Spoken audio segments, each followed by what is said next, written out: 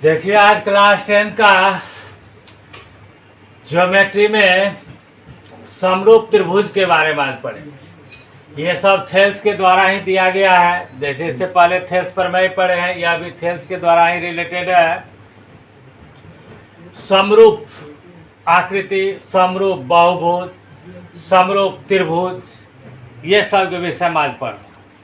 तो सबसे पहला ऐसे सुनिए, समरूप, जिसको अंग्रेजी में सिमिलर बोलते हैं, इसका तात्पर्य हुआ एक जैसा आकृति। एक जैसा आकृति समरूप, समान आकार वाला आकृति समरूप होगा। जैसे याद रहिए, लिख नहीं रहे हैं, या लास्ट में कहीं मौका मिलेगा तो लिख भी देंगे, लेकिन इस सेंटेंस को याद रखिएगा, एग्जाम में पूछता। दो रेखा हमेशा समरूप होता है। दो रेखाखंड हमेशा समरूप होता है। दो वृत्त हमेशा समरूप होता है। दो समबाहु त्रिभुज हमेशा समरूप होता है। दो वर्ग हमेशा समरूप होता है। दो समपंचभुज हमेशा समरूप होता है। दो समषष्ठभुज हमेशा समरूप होता है। ये कुछ बताए पॉइंट याद, क्योंकि ऐसे आकृति क्या है, एक जैसा आकृति है। जैसे वृत्त है, 1 सेंटीमीटर त्रिज्या का वृत्त हो कि 10 सेंटीमीटर त्रिज्या, उसका आकार एक जैसा ही होता। ऐसे ही आकृति को बोलते हैं समरूप। एक दूसरा भाग आता है सर्वांगसम। तो सर्वांगसम और समरूप में थोड़ा का फर्क। समरूप का मतलब होता है एक जैसा आकृति, और सर्वांगसम का अर्थ होता है एक जैसा आकृति लेकिन उसका माप समान। जैसे दो वृत्त समरूप होते हैं, लेकिन दो वृत्त सर्वांगसम तब होगा जब उसका त्रिज्या बड़ा होगा। सर्वांगसम का मतलब हुआ, कॉन्ग्रुएंट का अर्थ हुआ कि यहाँ समान माप वाला, बिल्कुल उसका आकार और माप दोनों सेम होना चाहिए। अर्थात एक आकृति पर अगर दूसरे आकृति को रखा जाए तो वह आकृति उसको पूर्णतः ढक ले। तो खैर, ये वह समरूप और सर्वांगसम जो वर्ड है, इसका तात्पर्य या मीनिंग समझे। कुछ ऑब्जेक्टिव भी इसमें समझाए जो बहुत काम कर। हम यहाँ स्टार्ट किए, समरूप आकृति से भी लिख सकते थे, लेकिन समरूप बहुभुज, क्योंकि बहुभुज में सब आ गया, आकृति भी आ गया, त्रिभुज भी आ गया, चतुर्भुज भी आ गया, सब जी आ जाता है इस बहुभुज। सिर्फ बहुभुज में क्या बचा, जैसा रेखा है, किरण है, रेखाखंड है, तो इसकी चर्चा इसलिए पहले हम आकृति के अनुसार समझा। तो समरूप बहुभुज, याद रहे त्रिभुज भी बहुभुज ही होता। तो यहाँ इसको कैसे मैथमेटिक्स में इसको परिभाषित किया गया, उस समरूप को एक जैसा आकार वाले को। तो दो बहुभुज समरूप होते हैं यदि, कंडीशन याद है, दो बहुभुज समरूप होते हैं यदि ये शर्त पूरा हो, उसके संगत कोण बराबर हो एवं संगत भुजाएं अनुपात। चाहे दो बहुभुज कोई भी क्यों ना हो, जैसे दो त्रिभुज ही लेंगे, दो चतुर्भुज ही लेंगे, या दो पंचभुज ही लेंगे, दो षष्ठभुज ही लेंगे, यह समरूप तब कहलाएगा जब ये दोनों शर्त पूरा हो। अच्छे से माइंड में सेट कर ले, दोनों शर्त क्या है, उसके संगत कोण बराबर एवं संगत भुजाएं अनुपातिक होना। संगत कोण बराबर एवं संगत भुजाएं अनुपातिक होना चाहिए। तो ऐसे आकृति क्या कहते हैं, समरूप बहुभुज बोलते हैं, या ऐसे बहुभुज समरूप होते। वृत्त भी बहुभुज ही है, याद रहे, वृत्त भी बहुभुज ही होते हैं। तो यहाँ कुछ लिख देते हैं, जैसे दो वृत्त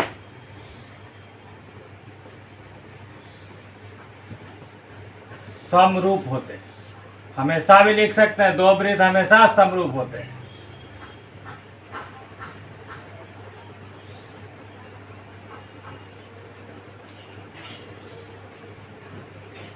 दो समबाहु त्रिभुज, अगर यहाँ दो की जगह पर सभी दे दे, सभी वृत्त समरूप होते हैं तब भी सही हो।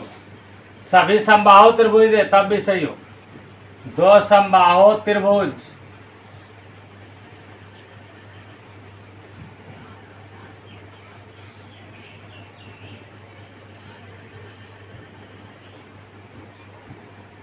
समरूप होते हैं।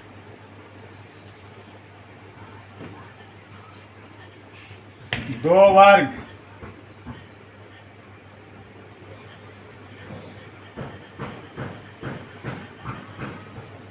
समरूप होते हैं।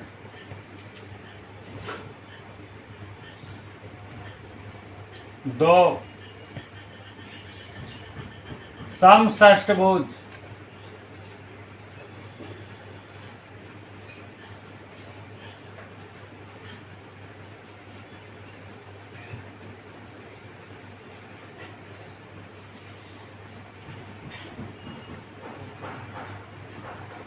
याद रहे, ऐसे ही टाइप का और भी कुछ आकृति है। ये बहुभुज के रूप में था, इसे यहाँ नोट। अब ऐसे कुछ साधारण सा पॉइंट, दो रेखाएं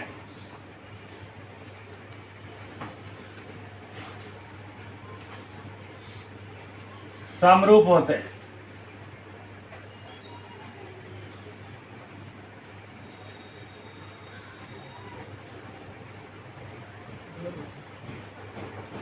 दो रेखाखंड समरूप होते हैं। इसी तरह दो किरण भी समरूप होते हैं।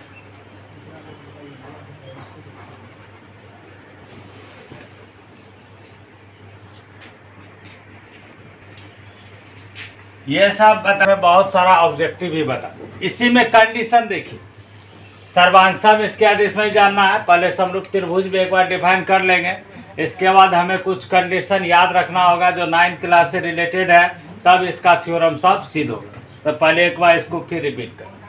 अब समरूप के बाद आएगा सर्वांगसम, ऐसे लिखेंगे सर्वांगसम भी सर्वांगसम भी समझाएगा।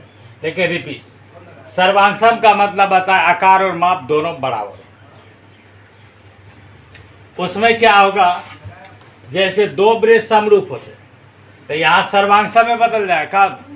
दो वृत्त सर्वांगसम होंगे यदि उसकी त्रिज्या बराबर। कहने का मतलब दो वृत्त का अगर त्रिज्या समान होगा तो वह क्या होगा, 100% सर्वांगसम। दो समबाहु त्रिभुज ही, अगर दो समबाहु त्रिभुज के भुजा बराबर हो तो वह क्या होगा, सर्वांगसम होगा।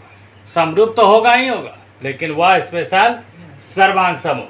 तो याद रहे, जैसा कि हम त्रिज्या का बात किए तो व्यास भी हो सकता है, परिधि भी हो सकता है, क्षेत्रफल भी हो सकता है।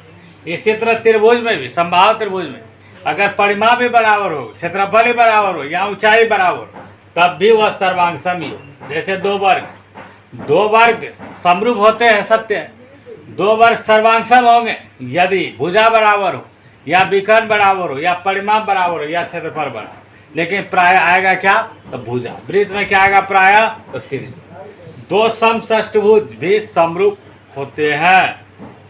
अगर ये सर्वांगसम का कंडीशन आएगा तो दो समषष्ठभुज सर्वांगसम होंगे यदि उसकी भुजा समान हो। इसे याद रखना है, समषष्ठभुज। और ये पंचभुज, षष्ठभुज, ये सब का कोण के विषय में ही पढ़ाए थे, फॉर्मूला लिखे, वह भी एक बार रिवीजन कर लीजिएगा।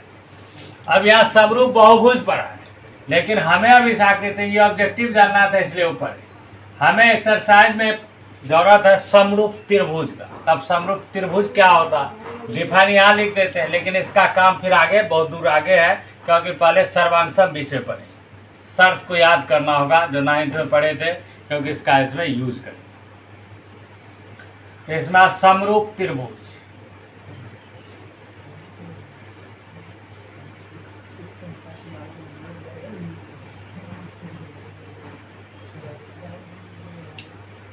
ये कैसे डिफाइन है इसको याद। दो त्रिभुज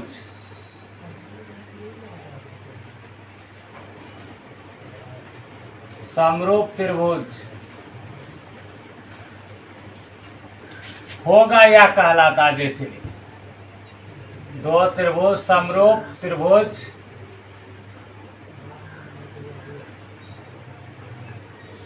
कहलाता है यदि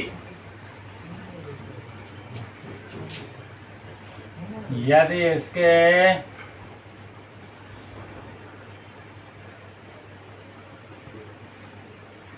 संगत को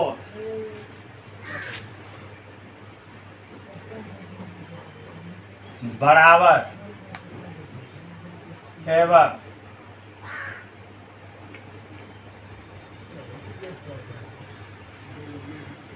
संगत भुजाएं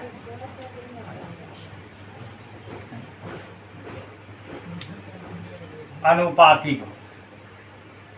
सेम इसी की भांति जैसा बहुभुज में ऐसा त्रिभुज। तो दो त्रिभुज समरूप त्रिभुज तब कहलाएगा या होगा यदि उसके संगत कोण बराबर हो और संगत भुजाएं अनुपातिक हो। अर्थात इसी को दूसरे रूप में भी समझते हैं, जैसा कि देखिए त्रिभुज ABC तथा त्रिभुज DEF, त्रिभुज ABC और त्रिभुज DEF समरूप त्रिभुज या कहलाता या होता है, दोनों में कोई लिख सकते हैं। समरूप त्रिभुज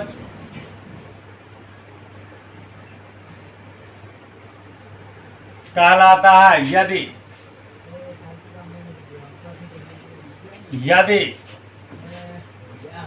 angle A equal angle D, angle B equal angle E, angle C equal angle F तथा इसके संगत भुजानुपात, मतलब AB बाय D बराबर BC बाय EF बराबर AC बाय DF।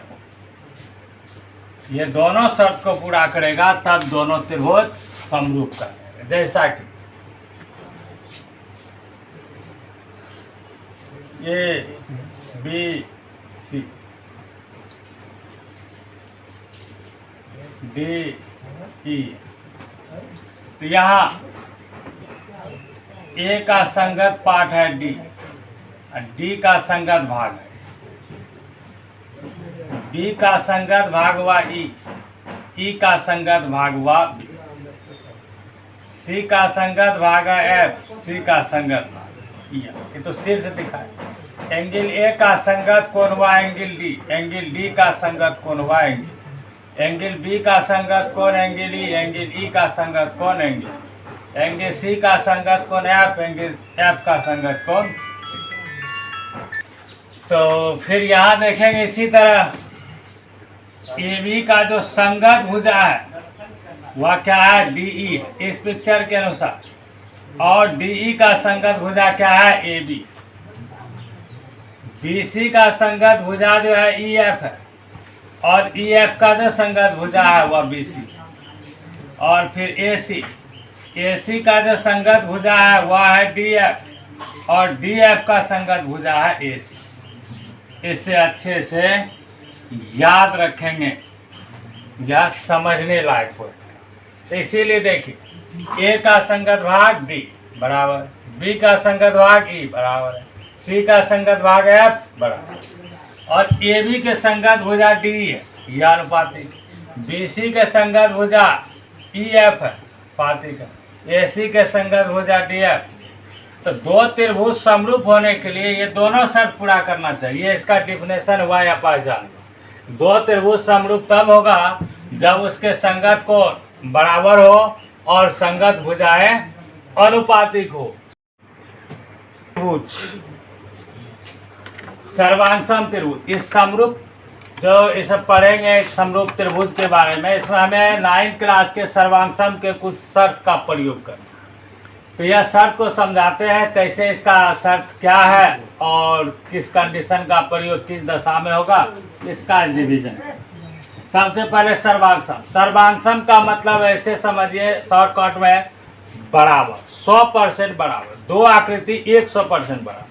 एक आकृति के ऊपर अगर दूसरा आकृति रख देंगे तो उसे पूर्णतः ढक ले, ऐसे आकृति को बोलते हैं सर्वांगसम। तो यहाँ सर्वांगसम त्रिभुज पढ़ रहे हैं तो इसका भी डिफाइंड टाइप से इसको समझेंगे। तो देखिए दो त्रिभुज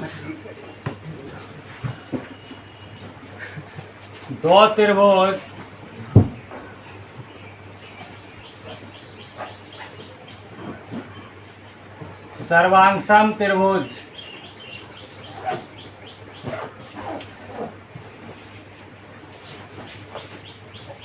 कहलाता है, दो त्रिभुज सर्वांगसम त्रिभुज कहलाता है यदि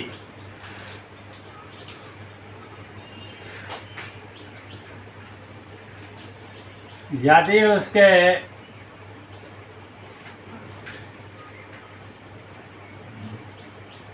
संगत को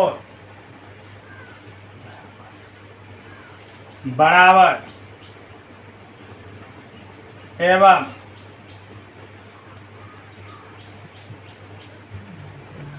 संगत कोण बराबर एवं संगत भुजाएं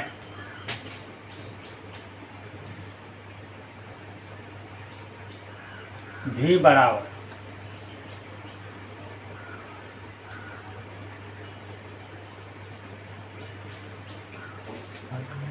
ये वह सर्वांगसम त्रिभुज,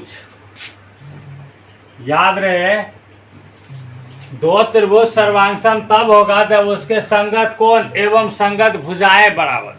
संगत कोण भी बराबर होना चाहिए और संगत भुजा भी बराबर होना चाहिए, तब वह होगा सर्वांगसम त्रिभुज। यहाँ दोनों को एक साथ मिक्सिंग भी लिख सकते थे, संगत कोण एवं संगत भुजाएं बराबर।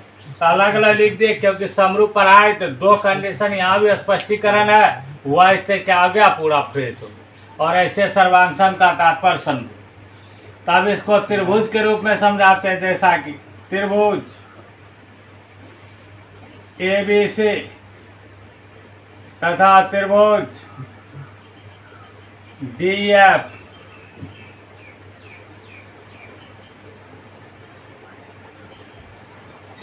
सर्वांगसम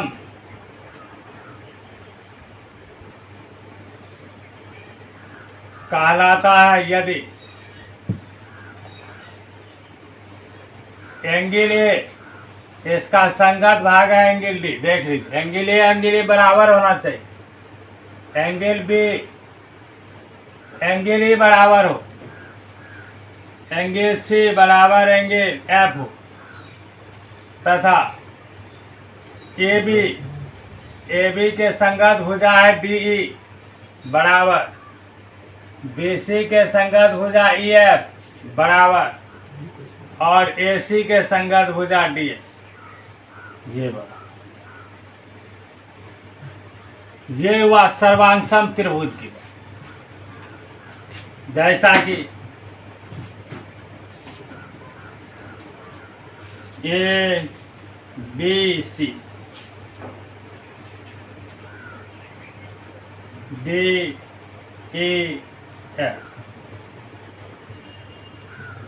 इस चिन्ह से पता चल जाएगा कि यहाँ बराबर, ये भुजा इसके बराबर, ये भुजा इसके बराबर, ये भुजा इसके, ये कोण से पता चला ये कोण बराबर, ये दो सिंधी यहाँ, इससे ये कोण बराबर, और ये यहाँ 3 ठो दिए, इससे यह हुआ।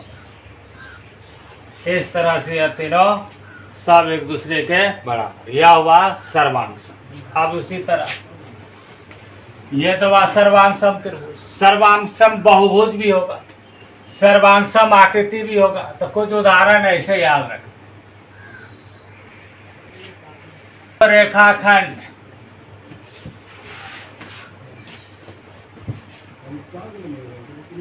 सर्वांगसम होंगे यदि इसकी माप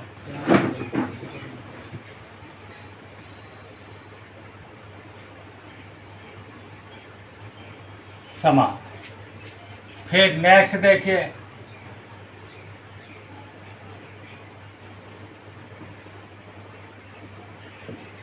दो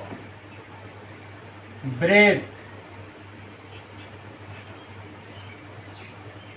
सर्वांगसम होंगे यदि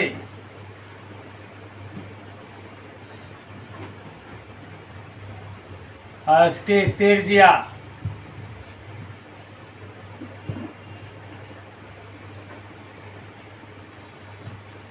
बराबर। दो वृत्त सर्वांगसम होंगे यदि उसकी त्रिज्या बराबर। फिर दो समबाहु त्रिभुज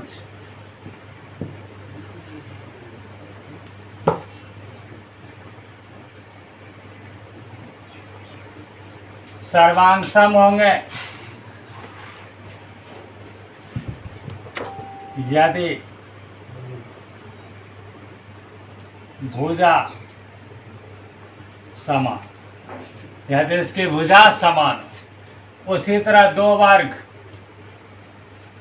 वर्ग सर्वांग सम होंगे यदि इसकी भुजा समान। दो सम पंचभुज सर्वांग सम होंगे यदि उसके भुजा समान। दो सम षष्ठभुज सर्वांग सम होंगे यदि उसके भुजा समान। ये हुआ सर्वांग सम का तरह।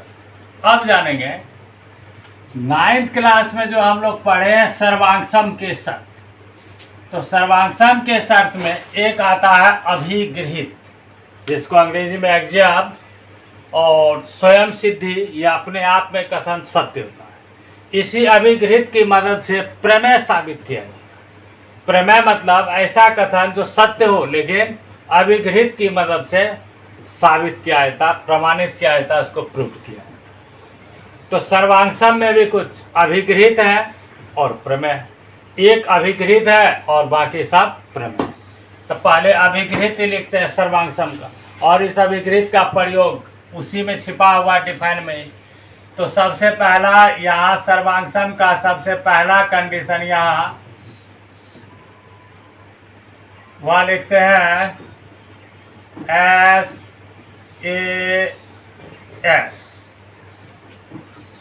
जिसका पूरा नाम हुआ साइड एंगल साइड। भुजा कोण भुजा, भू को भू, सर्वांग समता अभिगृहित।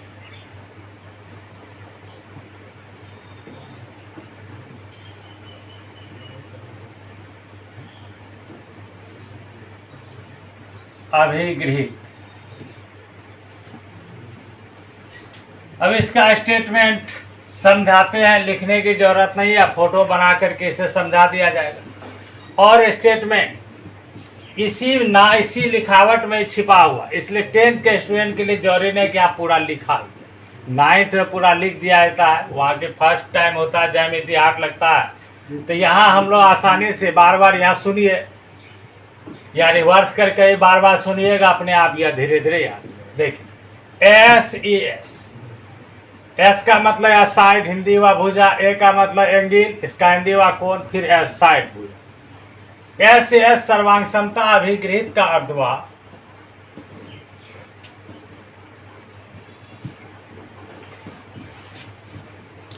त्रिभुज के संगत दो भुजा। यदि दो त्रिभुज के संगत दो भुजा और उन दो भुजाओं के अंतर्गत कोण अगर बराबर हो तो वे दोनों त्रिभुज परस्पर सर्वांग सम। तो हम ये पूरा फिगर बना के इसको समझाते हैं। फिर से क्या बोले, यदि दो त्रिभुज के संगत दो भुजाएं और उसके बीच के अंतर्गत कोण अगर बराबर हो तो ऐसे त्रिभुज सर्वांग सम त्रिभुज होंगे। और किस शर्त के अनुसार? तो ये SAS शर्त के अनुसार। इसे ऐसे भी बोल सकते हैं, यदि एक त्रिभुज के दो भुजा और उसके अंतर्गत कोण और दूसरी त्रिभुज के संगत दो भुजा और उसके अंतर्गत कोण के बराबर हो तब ये दोनों त्रिभुज सर्वांग सम।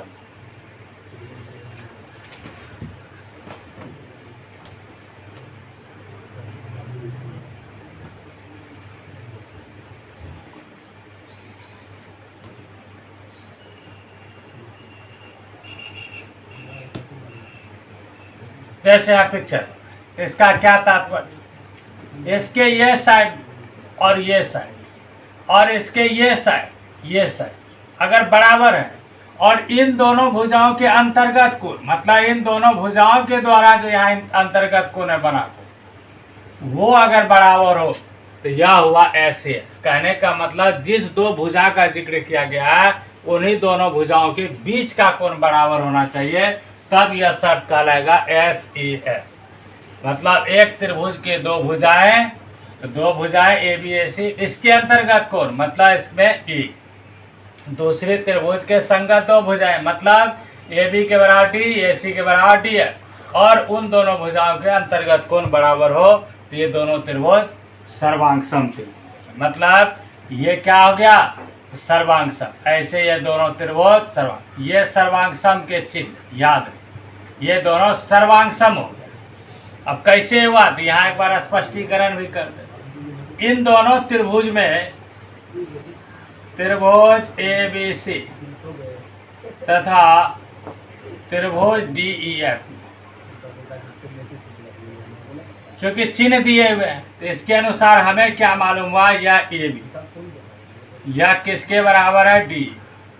तो ये बीच में एंगल है तो एंगल भी यहाँ बीच में ही लिखेंगे, और इसका एंगल ए, इसका एंगल डी बराबर, फिर इसका ए सी और इसका डी एफ। यही शर्त पूरा हुआ, एस ए एस, अर्थात दो त्रिभुज के संगत दो भुजाएं और उसके बीच के अंतर्गत कोण बराबर। तो ये कौन सा शर्त से हुआ, तो यहाँ लिख देंगे एस ए एस, सर्वांग समता अभिगृहित से त्रिभुज ए बी सी सर्वांग सम त्रिभुज डी ई। माइंड में ये नहीं जाना चाहिए कि हमेशा ए बी ए सी वाला होगा, इसलिए इसके बगल में एक और पिक्चर भी बना के यहाँ समझा। इसका था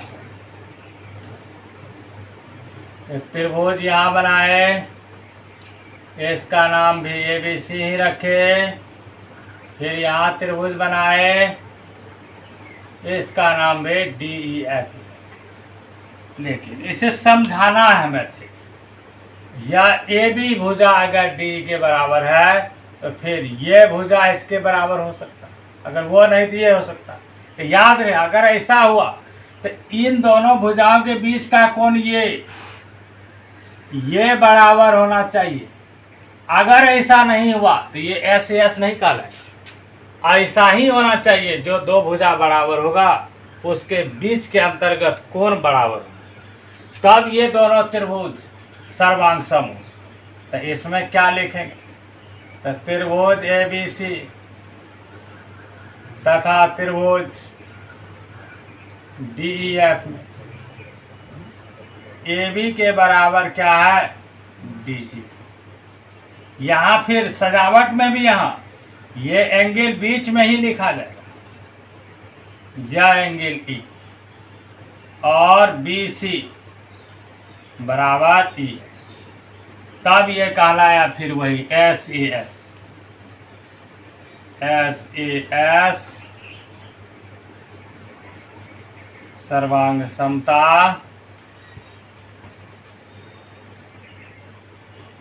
अभिगृहित त्रिभुज ए बी से सर्वांग सम त्रिभुज डी।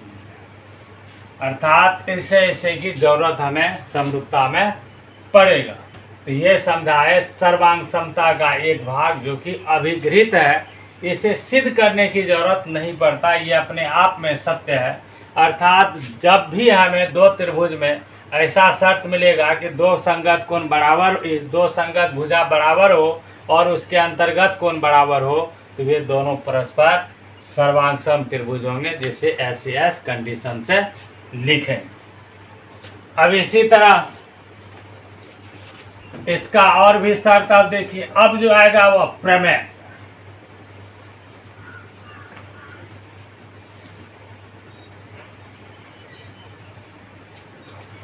अब प्रमेय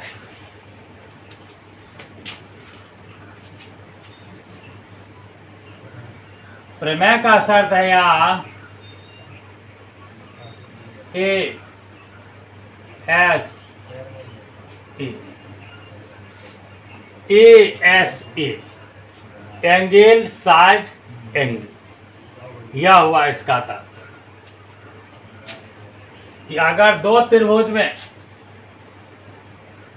संगत दो को, ये प्रमेय के नाम से जाते हैं, तो 9th क्लास में ये सिद्ध कर चुके, हम सिर्फ इसमें प्रयोग करेंगे इसका। लेकिन इसका क्या तात्पर्य, नाम में ही छिपा हुआ है इसका डिफरेंस। बताए कि 10th में समझने की जरूरत है, याद अपने आप हो जाएगा जैसे यहाँ से। इसका एंगल, साइड एंगल, कोण, भुजा, को भू को, ऐसे इसका नाम है डिफाइन। बीच में है साइड और 2 साइड है एंगल। यदि 2 त्रिभुज के संगत 2 कोण बराबर हो और उन दोनों कोणों के अंतर्गत भुजा अगर बराबर हो तो ये दोनों त्रिभुज सर्वांग। इसे दूसरे तरह से बोल, यदि एक त्रिभुज के 2 कोण और उसके अंतर्गत भुजा संगत दूसरे त्रिभुज के 2 कोण एवं संगत भुजा के बराबर हो तो दोनों त्रिभुज सर्वांग। तो इसका भी यहाँ देखिए पिक्चर,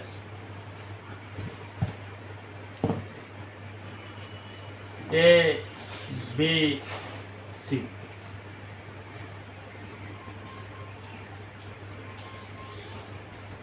डी ई एफ। हम यहाँ देखते हैं ये कोण और इसका ये कोण बराबर है, ये कोण बराबर। तो इन दोनों कोण के अंतर्गत भुजा यही होना चाहिए बराबर। अगर ये भुजा ना हो कि ये भुजा बराबर है, तब यहाँ ये ऐसे काम नहीं करे। जो 2 कोण बराबर है उसके अंतर्गत भुजा बराबर होना चाहिए। अगर ये कोण इसके बराबर है, ये कोण इसके बराबर, तो ये भुजा इसके बराबर होना। अगर ये कोण इसके बराबर, ये कोण इसके बराबर, तो ई भुजा बराबर होगा, तब वह काम करेगा ASA। यह हुआ ASA का शर्त। इसके अनुसार यह क्या आ गया, यह दोनों त्रिभुज सर्वांग सम है। इस चिन्ह के अनुसार ये पान। अगर इसे लिखा दे, ऐसे ही नाम बदल करके दूसरा देंगे तो यही बात हो।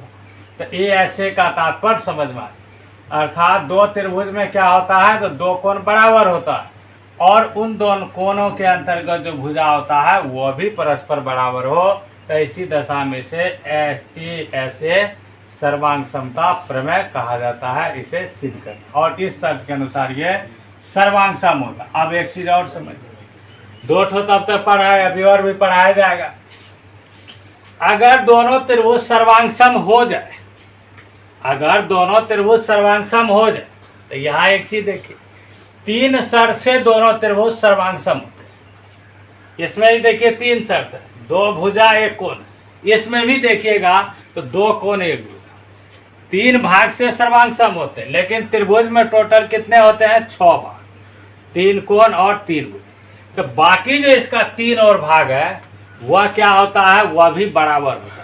और जब सर्वांग सम करने के बाद इसके बाकी रेस्ट भाग को यहाँ लिखेंगे नीचे, तो वहाँ लिखते हैं बाय CPCT, अर्थात हिंदी में वह सर्वांग सम त्रिभुज के संगत भाग। मतलब अगर ये दोनों त्रिभुज सर्वांग सम है तो हम यहाँ अब लिख सकते हैं BC बराबर EF, लिख सकते हैं यहाँ एंगल B बराबर एंगल E, लिख सकते हैं हम एंगल C बराबर एंगल। जो काम होगा हम वह लिखेंगे सर्वांग सम होने के बाद। इसमें भी इसी तरह 3 भाग से सर्वांग सम, बाकी जो रेस्ट 3 भाग है इसका बराबर। ये सर्वांग सम के बाद हम लिख सकते हैं इसका AB और DE बराबर, AC और DF बराबर, एंगल A और एंगल D बराबर। और जब भी यह लिखेंगे तो उसके बगल में लिखा जाएगा बाय CPCT, या हिंदी में लिख देंगे सर्वांग सम त्रिभुज के संगत भाग। तो यह हो गया ASA। इस ASA में एक उपप्रमेय बन जाता है, जिसे कहा जाता है शॉर्टकट में AAS। कहने का मतलब हुआ कि अगर 2 कोण बराबर है और उसके बीच का भुजा भी अगर बराबर नहीं है, तब भी वह सर्वांग सम हो जाता है। क्योंकि यह हम जानते हैं कि त्रिभुज में अगर 2 कोण बराबर हो तो तीसरा बराबर ही होगा, यह ऑटोमेटिक इस शर्त को पूरा कर लेगा।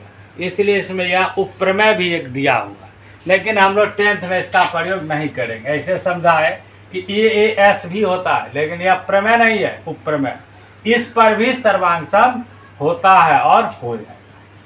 अब देखेंगे इसमें तीन एस एस एस सर्वांग समता प्रमेय।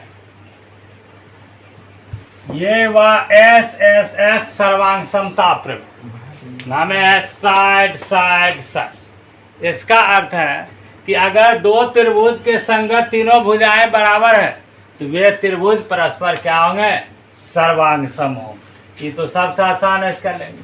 या एक त्रिभुज की तीनों भुजाएं क्रमशः संगत दूसरे त्रिभुज के तीनों भुजाओं के बराबर हो तो वे त्रिभुज क्या होंगे, सर्वांग सम होंगे।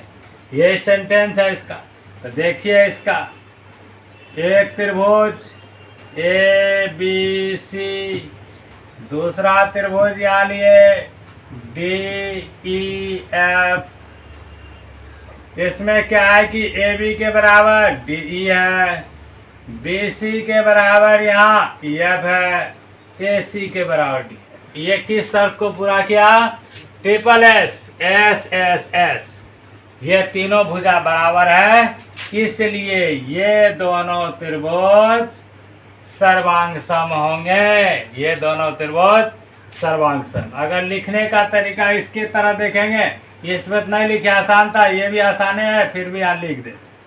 जैसा कि त्रिभुज ए बी सी तथा त्रिभुज डी ई एफ में क्या सब पता है, तो ए बी मालूम है डी ई के बराबर, बी सी मालूम है ई एफ के बराबर, ए सी मालूम है डी एफ के।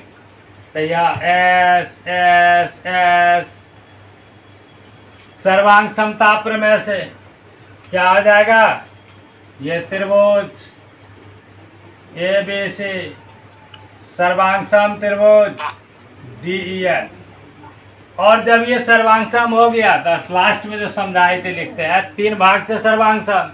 बाकी जो भाग है, जैसे एंगल ए जो है वह एंगल डी के बराबर हो जाएगा। हमें ये काम है, ये लिखेंगे। अगर बी बराबर लिखना है ई लिख सकते हैं, सी बराबर तो ही। और जब भी लिखेंगे यहाँ लिखाएगा by C P C T. ये लिखना अनिवार्य, ये काम पड़ेगा। देखिएगा समरूप में थ्योरम सिद्ध करेंगे तो इसमें काम। ये हुआ तीन। अब देखिए इसका चौथा हिस्सा, चौथा पार्ट क्या है,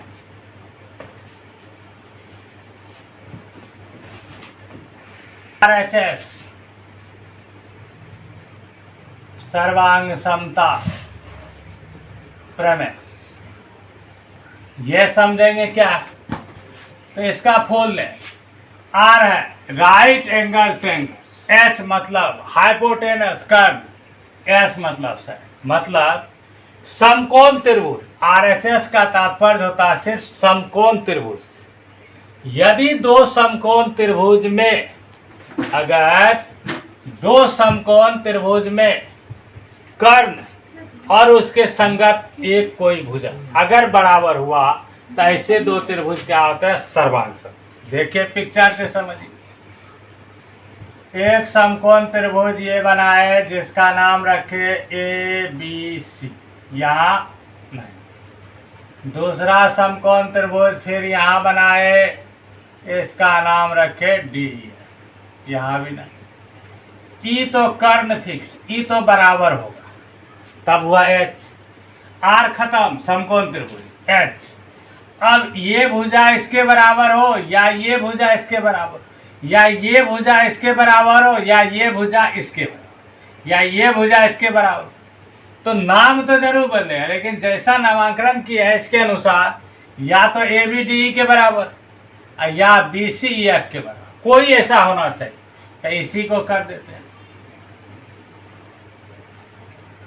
इसका मतलब ये RHS शर्त को पूरा करता है। मतलब त्रिभुज ए बी सी तथा त्रिभुज डी ई एफ में एंगल बी बराबर एंगल ई, एच है बीच में, तो ए सी बराबर डी है और ए बी बराबर डी। ये शर्त पूरा कर गया RHS सर्वांग समता से।